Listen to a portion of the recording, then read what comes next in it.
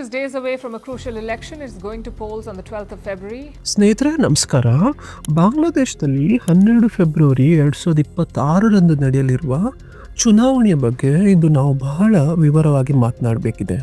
ಇದು ಕೇವಲ ಬಾಂಗ್ಲಾದೇಶಕ್ಕೆ ಮಾತ್ರ ಸೀಮಿತವಾದ ಚುನಾವಣೆ ಅಲ್ಲ. 2026ರಲ್ಲಿ ನಡೆಯುತ್ತಿರುವ ಮೊದಲ ದೊಡ್ಡ ರಾಷ್ಟ್ರೀಯ ಚುನಾವಣೆ ಇದು. ಹಾಗೆ ಭಾರತದ ದೃಷ್ಟಿಯಿಂದ ನೋಡಿದರೆ ಈ ಚುನಾವಣೆ ಅತ್ಯಂತ ಮಹತ್ವದಾಗಿದೆ.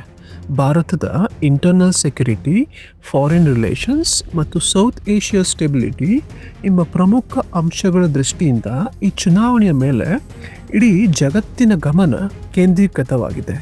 ಎಲ್ಲ ಗ್ಲೋಬಲ್ ಪವರ್ಸ್ ಕೂಡ ಈ ಎಲೆಕ್ಷನ್ನು ಬಹಳ ಕ್ಲೋಸ್ ಆಗಿ ಅಬ್ಸರ್ವ್ ಮಾಡ್ತಾ ಇವೆ. ಈ ಶೇಖ್ ಹಸೀನಾ ಬಾಂಗ್ಲಾದೇಶವನ್ನು ತೊರೆದ ನಂತರ ಅಲ್ಲಿ ಉಂಟಾದ ಪವರ್ ವ್ಯಾಕ್ಯೂಮ್ ಮತ್ತು ಅದನ್ನು ಮೊಹಮ್ಮದ್ ಯೂನಸ್ ಅವರ ಆಡಳಿತ ಹೇಗೆ ನಿಭಾಯಿಸುತ್ತಿದೆ, ಅದರ ಮಧ್ಯೆ ಈ ಇಸ್ಲಾಮಿಸ್ಟ್ ಫೋರ್ಸಸ್ ಹೇಗೆ ತಮ್ಮ ಪ್ರಭಾವವನ್ನು ಹೆಚ್ಚಿಸಿಕೊಂಡಿವೆ, ಜೊತೆಗೆ ಇತ್ತೀಚೆಗೆ ಪಾಕಿಸ್ತಾನದ ಹಸ್ತಕ್ಷೇಪವು ಬಾಂಗ್ಲಾದೇಶದಲ್ಲಿ ಆರಂಭವಾಗಿದೆ. ಈ ಎಲ್ಲ ಕಾರಣಗಳಿಂದಾಗಿ ಈ ಎಲೆಕ್ಷನ್ ಒಂದು ಅತ್ಯಂತ ಕಾಂಟ್ರವರ್ಷಿಯಲ್ ಎಲೆಕ್ಷನ್ ಆಗಿ ಮೂಡಿಬರುವ ಎಲ್ಲ ಲಕ್ಷಣ ಕೂಡ ಇದೆ. ಅತಿ ದೊಡ್ಡ ಪ್ರಶ್ನೆ ಏನೆಂದರೆ, ಈ ಎಲೆಕ್ಷನ್ ನಿಜವಾಗಿಯೂ ಫ್ರೀ ಆ್ಯಂಡ್ ಫೇರ್ ಆಗಿ ನಡೆಯುತ್ತಾ ಅಂತ. ಯಾಕಂದರೆ ಪಾಕಿಸ್ತಾನದಲ್ಲಿ ಚುನಾವಣೆಗಳು ಹೇಗೆ ನಡೆಯುತ್ತಿವೆ ಅನ್ನೋದನ್ನು ನಾವು ಈಗಾಗಲೇ ನೋಡಿದ್ದೇವೆ. ಎಲೆಕ್ಷನ್ ಒಂದು ದಿನ ಮುಂಚೆನೇ ವಿರೋಧ ಪಕ್ಷವನ್ನೇ ಬ್ಯಾನ್ ಮಾಡೋದು, ಕ್ಯಾಂಡಿಡೇಟ್ಸ್ಗಳನ್ನ ಜೈಲಿಗೆ ಹಾಕೋದು, ಇಂಡಿಪೆಂಡೆಂಟ್ಸ್ ಕ್ಯಾಂಡಿಡೇಟ್ಸ್ ಆಗಿ ಯಾರು ಕಾಂಟೆಸ್ಟ್ ಮಾಡಿದ್ರು ರಿಸಲ್ಟ್ ಬಂದ ಮೇಲೆ ಗೌರ್ಮೆಂಟ್ ಫಾರ್ಮ್ ಆಗೋ ಅವಕಾಶ ನೀಡದೇ ಇರೋದು, ಇವೆಲ್ಲವೂ ಅಲ್ಲಿ ನಡೆದಿರುವ ಒಂದು ಎಕ್ಸಾಂಪಲ್ಸ್ಗಳು. ಅಂಥದ್ದೇ ಪರಿಸ್ಥಿತಿ ಬಾಂಗ್ಲಾದೇಶದಲ್ಲೂ ಮರುಕಳಿಸಿದರೆ ಅದು ಇಡೀ ಪ್ರದೇಶಕ್ಕೆ ಒಂದು ಇನ್ಸ್ಟೆಬಿಲಿಟಿ ಹರಡುವ ದೊಡ್ಡ ಸಮಸ್ಯೆ ಆಗುತ್ತದೆ. ಆದರೆ ಸ್ಥಿರ ಸರ್ಕಾರ ರಚನೆಯಾಗಿ ಫ್ರೀ ಆ್ಯಂಡ್ ಫೇರ್ ಎಲೆಕ್ಷನ್ ನಡೆದರೆ ಅದು ನಮ್ಮ ಭಾರತಕ್ಕೂ ಕೂಡ ಒಳ್ಳೆ ಡೆವಲಪ್ಮೆಂಟ್ ಆಗುತ್ತದೆ. ಇವತ್ತು ನಾವು 12 ಫೆಬ್ರವರಿಯಂದು ನಡೆಯಲಿರುವ ಈ ಎಲೆಕ್ಷನ್ ಬಗ್ಗೆ ಒಂದು ಸಂಪೂರ್ಣ ಅನಾಲಿಸಿಸ್ ಮಾಡೋಣ. ಪ್ರಮುಖ ಕಂಟೆಂಟರ್ಸ್ ಯಾರು, ಯಾವ ಪಕ್ಷಕ್ಕೆ ಎಷ್ಟು ಶಕ್ತಿ ಇದೆ, ಎಕ್ಸ್ಪರ್ಟ್ಸ್ ಏನು ಹೇಳ್ತಿದ್ದಾರೆ ಮತ್ತು ಎಲೆಕ್ಷನ್ ಔಟ್ಕಮ್ ಯಾವ ದಿಕ್ಕಿಗೆ ಸಾಗ್ಬೋದು ಅನ್ನೋದನ್ನು ಹಂತ ಹಂತವಾಗಿ ನೋಡೋಣ. 2024ರ ನಂತರ ಬಾಂಗ್ಲಾದೇಶದಲ್ಲಿ ಬಹಳ ದೊಡ್ಡ ರಾಜಕೀಯ ಬದಲಾವಣೆ ನಡೆದಿದೆ. ಅವಾಮಿ ಲೀಗ್ ಸರ್ಕಾರ ಸುಮಾರು 1.5 ದಶಕಗಳ ಕಾಲ ಅಧಿಕಾರದಲ್ಲಿತ್ತು. ಬಾಂಗ್ಲಾದೇಶದ ರಾಜಕೀಯವನ್ನು ಅವಾಮಿ ಲೀಗ್ ಸಂಪೂರ್ಣವಾಗಿ ಕಂಟ್ರೋಲ್ ಮಾಡುತ್ತಿದೆ ಅನ್ನೋ ಪರ್ಸೆಪ್ಷನ್ ಕೂಡ ಇತ್ತು. ಹಿಸ್ಟಾರಿಕಲಿ ಬಾಂಗ್ಲಾದೇಶದ ರಾಜಕೀಯ ಬೈಪೋಲರ್ ಆಗಿ ಇತ್ತು. ಒಂದು ಕಡೆ ಅವಾಮಿ ಲೀಗ್ನ ಶೇಖ್ ಹಸೀನಾ, ಇನ್ನೊಂದು ಕಡೆ BNPನ ಖಾಲಿದ್ ಜಿಯಾ. BNP ಕೂಡ ಸುಮಾರು 1.5 ದಶಕಗಳ ಕಾಲ ಬಾಂಗ್ಲಾದೇಶದಲ್ಲಿ ಆಡಳಿತ ನಡೆಸಿದೆ. ಇಷ್ಟು ದೀರ್ಘಕಾಲ ಒಂದೇ ಪಕ್ಷ ಅಧಿಕಾರದಲ್ಲಿದ್ದಾಗ ಪಾಲಿಸೀಸ್ ಮತ್ತು ಇನ್ಸ್ಟಿಟ್ಯೂಷನ್ ಎಲ್ಲವೂ ಲೀಡರ್ ಸೆಂಟ್ರಿಕ್ ಆಗಿಬಿಡುತ್ತದೆ. ಇದು ಕಾಮನ್ ಕೂಡ. ಶೇಖ್ ಹಸೀನಾ ದೇಶವನ್ನು ತೊರೆದ ನಂತರ ಅಲ್ಲಿ ಸಂಪೂರ್ಣ ಪವರ್ ವ್ಯಾಕ್ಯೂಮ್ ಸೃಷ್ಟಿಯಾಯಿತು.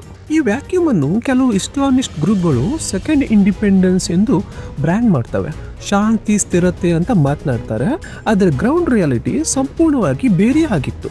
ಮೈನಾರಿಟೀಸ್ ಮೇಲೆ ದಾಳಿಗಳು ಸ್ಟಾರ್ಟ್ ಆಗುತ್ತಾ ಜಮಾತ್ ಈ ಎಂಟೈರ್ ಮೂವ್ಮೆಂಟ್ ಹಿಂದೆ ಪ್ರಮುಖ ಪಾತ್ರ ವಹಿಸಿತ್ತು. ಮೈನಾರಿಟೀಸ್ ಸಂಪೂರ್ಣ ಡಿಸ್ಟ್ರಾಯ್ ಆದ ನಂತರ ಶಿಯಾ ಸುನ್ನಿ ಸಂಘರ್ಷ ಸ್ಟಾರ್ಟ್ ಆಗುತ್ತೆ. ಇದರ ಪರಿಣಾಮವಾಗಿ ಬಾಂಗ್ಲಾದೇಶ ರಾಜಕೀಯ ಈಗ ಸ್ಟ್ರಿಕ್ಟ್ಲಿ ಬೈಪೋಲಾರ್ ಅಲ್ಲ ಅನ್ನುವ ಭಾವನೆ ಕೂಡ ಹೊರಗೆ ಬರುತ್ತದೆ. ಆದರೆ ಡೀಪರ್ ಅನಾಲಿಸಿಸ್ ಮಾಡಿದರೆ ಇವತ್ತಿಗೂ ರಾಜಕೀಯ ಬಹುತೇಕ ಬೈಪೋಲರ್ ಆಗಿಯೇ ಇದೆ ಅನ್ನೋದಕ್ಕೆ ಬಹಳಷ್ಟು ಸಾಕ್ಷ್ಯ ಕೂಡ ಸಿಗುತ್ತೆ ಬಿಡಿ. ಸ್ನೇಹಿತರೆ, ಈ ಎಲೆಕ್ಷನ್ ಯಾಕೆ ಇಷ್ಟು ಮುಖ್ಯ ಅಂದರೆ, ಸುಮಾರು 127 ಮಿಲಿಯನ್ ರಿಜಿಸ್ಟರ್ಡ್ ವೋಟರ್ಸ್ ಇದರಲ್ಲಿ ವೋಟ್ ಹಾಕಲಿದ್ದಾರೆ. ಕ್ಯಾಂಡಿಡೇಟ್ಸ್ ನಾಮಿನೇಷನ್ ಪ್ರೊಸೆಸ್ ಡಿಸೆಂಬರ್ 29ಕ್ಕೆ ಪೂರ್ಣಗೊಂಡಿದೆ ಮತ್ತು ಕ್ಯಾಂಪೇನ್ ಈಗಾಗಲೇ ಫುಲ್ ಸ್ವಿಂಗ್ನಲ್ಲಿದೆ. ಇತ್ತೀಚೆಗೆ ನಡೆದ ಬಿಹಾರ್ ಎಲೆಕ್ಷನ್ಸ್ ನೋಡಿದರೆ ನಮಗೆ ಒಂದು ಸ್ಪಷ್ಟ ಮೆಸೇಜ್ ಸಿಗುತ್ತೆ. ಮಸಲ್ ಪವರ್ ಅಥವಾ ಶೋ ಆಫ್ ಪಾಲಿಟಿಕ್ಸ್ ಕೆಲಸ ಮಾಡಲ್ಲ.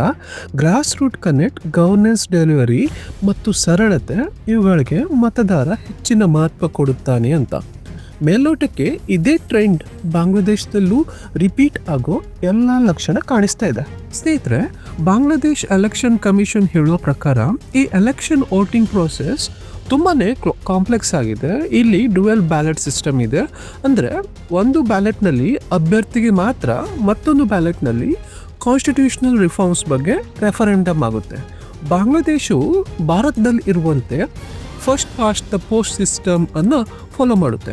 ಒಟ್ಟು 300 ಜನರಲ್ ಸೀಟ್ಸ್ ಮತ್ತು 50 ರಿಸರ್ವ್ಡ್ ವುಮೆನ್ ಸೀಟ್ಸ್ ಇವೆ. ಒಟ್ಟು 1981 ಕ್ಯಾಂಡಿಡೇಟ್ಸ್ ಕಾಂಟೆಸ್ಟ್ ಮಾಡ್ತಾ ಇದ್ದಾರೆ. ಸುಮಾರು 42,761 ಪೋಲಿಂಗ್ ಸೆಂಟರ್ಸ್ ಮತ್ತು 2,44,000 ಪೋಲಿಂಗ್ ಬೂತ್ಸ್ ಕೂಡ ನಿರ್ಮಿಸಲಾಗಿದೆ. ಇದರ ಪ್ರಮಾಣ ಎಷ್ಟು ದೊಡ್ಡದು ಅಂದರೆ ಬಾಂಗ್ಲಾದೇಶದ ಇತಿಹಾಸದಲ್ಲೇ ಇದು ಅತಿ ದೊಡ್ಡ ಎಲೆಕ್ಷನ್ಗಳಲ್ಲಿ ಒಂದಾಗಿದೆ ಸ್ನೇಹಿತರೆ. ಹಾಗೆ ಈ ಅವಾಮಿ ಲೀಗ್ ಇದೆಯಲ್ಲ, ಈ ಎಲೆಕ್ಷನ್ನಲ್ಲಿ ಅಫಿಷಿಯಲಿ ಕಂಟೆಸ್ಟ್ ಮಾಡ್ತಾ ಇಲ್ಲ, ಯಾಕೆಂದರೆ ಪಾರ್ಟಿ ಸಸ್ಪೆಂಡ್ ಆಗಿದೆ. ಆದರೆ ಅವಾಮಿ ಲೀಗ್ನ ಕೆಲವು ಲೀಡರ್ಸ್ ಇನ್ನೂ ಗ್ರೌಂಡ್ನಲ್ಲಿ ಸಂಪೂರ್ಣವಾಗಿ ಆಕ್ಟಿವ್ ಆಗಿದ್ದಾರೆ. ಹಲವರು BNPಗೆ ಸೇರ್ಪಡೆ ಆಗಿದ್ದಾರೆ, ಇನ್ನು ಕೆಲವರು ಸ್ಮಾಲರ್ ಪಾರ್ಟೀಸ್ ಕಡೆಗೆ ಹೋಗಿದ್ದಾರೆ. ಆದ್ದರಿಂದ ಅವಾಮಿ ಲೀಗ್ ಎಲೆಕ್ಷನ್ನಲ್ಲಿ ಇಲ್ದಿದ್ರೂ ಅದರ ಪೊಲಿಟಿಕಲ್ ಇನ್ಫ್ಲುಯೆನ್ಸ್ ಗ್ರೌಂಡ್ನಲ್ಲಿ ಇನ್ನೂ ಕೂಡ ಹಾಗೆ ಇದೆ. ಸ್ನೇಹಿತರೆ, ಒಂದು ಕಡೆ BNP ಪಾರ್ಟಿ ಇದೊಂದು established party, established vote bank ಮತ್ತು ಎಕ್ಸ್ಪೀರಿಯನ್ಸ್ಡ್ ಲೀಡರ್ಶಿಪ್ ಇರುವ ಒಂದು ಪಾರ್ಟಿ. ಇನ್ನೊಂದು ಕಡೆ ಸ್ಟೂಡೆಂಟ್ ಮೂವ್ಮೆಂಟಿಂದ ಹುಟ್ಟಿದ ನ್ಯಾಷನಲ್ ಸಿಟಿಜನ್ಸ್ ಪಾರ್ಟಿ ಮತ್ತು ಜಮಾತ್ ಎ ಇಸ್ಲಾಮಿ ಇದರ ಬ್ಯಾಕ್ಬೋನ್ ಮತ್ತು ಅಲಯನ್ಸ್ ಕೂಡ. ಎಕ್ಸ್ಪರ್ಟ್ ಅಭಿಪ್ರಾಯ ಬಹುತೇಕ BNP ಕಡೆ ಟಿಲ್ಟ್ ಆಗಿದೆ. ಅದರ ಪ್ರಮುಖ ಕಾರಣ ಸ್ಟೆಬಿಲಿಟಿ ಫ್ಯಾಕ್ಟರ್. ಒಂದು ಯೂತ್ ರೆಡಿಕಲ್ ಗೌರ್ಮೆಂಟ್ ರಚನೆ ಆದರೆ ಭಾರತ, ಚೀನಾ ಮತ್ತು ಪಕ್ಕದ ರಾಷ್ಟ್ರಗಳೊಂದಿಗೆ ಕಾನ್ಫ್ಲಿಕ್ಟ್ ಉಂಟಾಗುವ ರಿಸ್ಕ್ ಹೆಚ್ಚು ಎನ್ನುವ ಆತಂಕ ಎಕ್ಸ್ಪರ್ಟ್ಸ್ಗೆ ಇದೆ. ಈ BNP ಪಕ್ಷಕ್ಕೆ ಅಡ್ವಾಂಟೇಜ್ ನೀಡುವ ಮತ್ತೊಂದು ಪ್ರಮುಖ ಅಂಶ ಅಂದರೆ ತಾರಿಕ್ ರೆಹಮಾನ್, ಪ್ರಿನ್ಸ್ ಇನ್ ಎಕ್ಸೆಲ್ ಅಂದರೆ ಗಡಿಪಾರಾದ ರಾಜ್ಕುಮಾರ ಅನ್ನುವ ಇಮೇಜ್ ಇದ್ರು. ಈಗ ಅವರು ದೇಶಕ್ಕೆ ಮಾಡಿ ಆಕ್ಟಿವ್ ಪೊಲಿಟಿಕ್ಸ್ಗೆ ಬಂದಿದ್ದಾರೆ. ಅವರ ಗ್ಯಾದರಿಂಗ್ಸ್ ನೋಡಿದರೆ ಹಲವಾರು ಅನಲಿಸ್ಟ್ ಪ್ರಕಾರ ಅವರು ಒಂದು PM ಫೇಸ್ ಆಗ್ಬೋದು ಅನ್ನುವ ಅಭಿಪ್ರಾಯ ಕೂಡ ಎಲ್ಲ ಕಡೆ ಹರಿದಾಡ್ತಾ ಇದೆ. ಸ್ನೇಹಿತರೆ, ಈ BNP ಪಕ್ಷದ ಕ್ಯಾಂಪೇನ್ ಸ್ಟ್ರಾಟಜಿ ತುಂಬಾ ಇಂಟ್ರೆಸ್ಟಿಂಗ್ ಆಗಿದೆ. US ಎಲೆಕ್ಷನ್ಸ್ ಮತ್ತು ಬಿಹಾರ್ ಎಲೆಕ್ಷನ್ಸ್ ಅನ್ನು ಕಂಪ್ಲೀಟ್ ಆಗಿ ಸ್ಟಡಿ ಮಾಡಿ ಕ್ಯಾಂಪೇನ್ ಡಿಸೈನ್ ಮಾಡಲಾಗಿದೆ ಅಂತೆ. ಬಾಂಗ್ಲಾದೇಶ್ ಫಸ್ಟ್ ಸ್ಲೋಗನ್ ಮೂಲಕ ಇಕನಾಮಿಕ್ ರಿಕವರಿ ಮತ್ತು ಪೊಲಿಟಿಕಲ್ ಸ್ಟೆಬಿಲಿಟಿ ಮೇಲೆ ಒತ್ತಡ ಹಾಕಲಾಗಿದೆ ಅಂತೆ. ಫ್ಯಾಮಿಲಿ ಕಾರ್ಡ್ ಪ್ರೋಗ್ರಾಮ್ ಮೂಲಕ ಹೌಸ್ ಹೋಲ್ಡ್ಸ್ಗೆ ಡೈರೆಕ್ಟ್ ಫಿನಾನ್ಷಿಯಲ್ ಅಸಿಸ್ಟೆನ್ಸ್ ನೀಡಿ ಫುಡ್ ಸೆಕ್ಯೂರಿಟಿ ಖಚಿತಪಡಿಸುವ ಯೋಜನೆ ಕೂಡ ಈ ಪಕ್ಷದ್ದಾಗಿದೆ ಅಂತೆ. ಇನ್ನೊಂದು ಕಡೆ 11 ಪಾರ್ಟಿ ಅಲಯನ್ಸ್ ಇದೆ.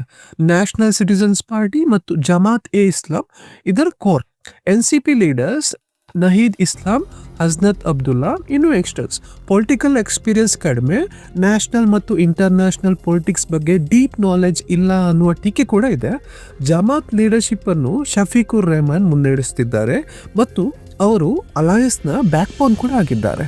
ಇಸ್ಲಾಮಿಸ್ಟ್ ವೋಟ್ ಬ್ಯಾಂಕ್ ಮೊಬಿಲೈಸೇಷನ್ ಇವರ ಪ್ರಮುಖ ಸ್ಟ್ರಾಟಜಿ. ಸ್ನೇಹಿತರೆ, ಇನ್ನು ಈ ಎಕ್ಸ್ಪರ್ಟ್ಸ್ ಪ್ರಕಾರ ಥರ್ಡ್ ಫ್ರಂಟ್ ಕೂಡ ಇದೆ ಈ ಎಲೆಕ್ಷನ್ನಲ್ಲಿ. Left alliances, communist party, democratic united party and Jatiya party ಮುಂತಾದವು. ಆದರೆ ಗ್ರೌಂಡ್ ರಿಯಾಲಿಟಿ ನೋಡಿದರೆ ನಿಜವಾದ ಪೈಪೋಟಿ BNP ಮತ್ತು ಇಸ್ಲಾಮಿಸ್ಟ್ ಅಲಯನ್ಸ್ ನಡುವೆ ನಡೆಯುತ್ತಿದೆ. ಈ ಎಲೆಕ್ಷನ್ನಲ್ಲಿ ಮೊದಲ ಬಾರಿಗೆ ಪೋಸ್ಟಲ್ ಬ್ಯಾಲೆಟ್ ಕೂಡ ಇಂಟ್ರೊಡ್ಯೂಸ್ ಮಾಡಲಾಗಿದೆ. ಅಂದರೆ ಸುಮಾರು 15 ಮಿಲಿಯನ್ ಬಾಂಗ್ಲಾದೇಶಿ ಡಯಾಸ್ಪೋರಾ ಓವರ್ಸೀಸ್ ಮತ ಹಾಕ್ಬೋದು. ಆದರೆ ಅವರು ಕ್ಯಾಂಡಿಡೇಟ್ಗೆ ಅಲ್ಲ, ಪಾರ್ಟಿಗೆ ಮಾತ್ರ ಮತ ಹಾಕ್ತಾರೆ. ಸ್ನೇಹಿತರೆ, ಇನ್ನೊಂದು ಮುಖ್ಯ ಪ್ರಶ್ನೆ, ಯಾರು ಗೆಲ್ತಾರೆ ಅಂತ. ಎಕ್ಸ್ಪರ್ಟ್ಸ್ ಪ್ರಕಾರ ಒಂದು 3 ಸಿನಾರಿಯೋಸ್ ಇದೆ. ಮೊದಲನೇದು BNP ಕ್ಲೀನ್ ಮೆಜಾರಿಟಿ, ಎರಡನೇದು ಕೊಲಿಷನ್ ಗೌರ್ಮೆಂಟ್, ಮೂರನೇದು NCP plus Jamaat majority. Muslim majority country factor Jamaat ಮತ್ತು NCPಗೆ ಪ್ಲಸ್ ಆಗ್ಬೋದು ಅಂತ ಎಲ್ಲ ಎಕ್ಸ್ಪರ್ಟ್ಸ್ ಹೇಳ್ತಾ ಇದ್ದಾರೆ. ಸ್ನೇಹಿತರೆ, ಇನ್ನು ಪರ್ಸನಲ್ ಒಪಿನಿಯನ್ಸ್ ಬದಿಗಿಟ್ಟು ನೋಡಿದರೆ ಸಮಾಜದ ಒಳಗಿನ ಡೈನಮಿಕ್ಸ್ ಬಹಳ ಇಂಪಾರ್ಟೆಂಟ್ ರೋಲ್ ಪ್ಲೇ ಮಾಡುತ್ತೆ.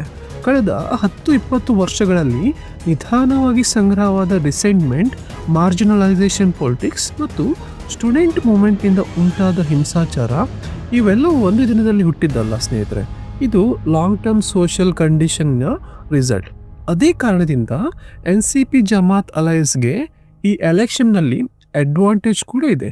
ಪವರ್ ಶಿಫ್ಟ್ ಸಂಭವಿಸುವ ಸಾಧ್ಯತೆಯನ್ನು ಕೂಡ ನಾವು ಕಂಪ್ಲೀಟ್ ಆಗಿ ಇಗ್ನೋರ್ ಮಾಡೋ ಹಾಗಿಲ್ಲ. ಮಿತ್ರರೇ, ಫೈನಲ್ ರಿಸಲ್ಟ್ಸ್ 12 ಫೆಬ್ರವರಿ ನಂತರ ಕ್ಲಿಯರ್ ಆಗುತ್ತೆ. ಅಲ್ಲಿ ತನಕ ಕೇವಲ ಅಬ್ಸರ್ವೇಷನ್ಸ್ ಮಾತ್ರ. ನಿಮ್ಮ ಅಭಿಪ್ರಾಯದಲ್ಲಿ ಈ 3 ಸಿನಾರಿಯೋಸ್ಗಳಲ್ಲಿ ಯಾವುದು ರಿಯಲಿಸ್ಟಿಕ್ ಅನಿಸುತ್ತೆ ಕಮೆಂಟ್ ಮಾಡಿ ತಿಳಿಸಿ. ಚಾನಲ್ ಸಬ್ಸ್ಕ್ರೈಬ್ ಮಾಡಿಲ್ಲ ಅಂದರೆ ಪ್ಲೀಸ್ ಸಬ್ಸ್ಕ್ರೈಬ್ ಮಾಡಿ. ಮುಂದಿನ ವಿಡಿಯೋದಲ್ಲಿ ಸಿಗೋಣ. Thank you so much.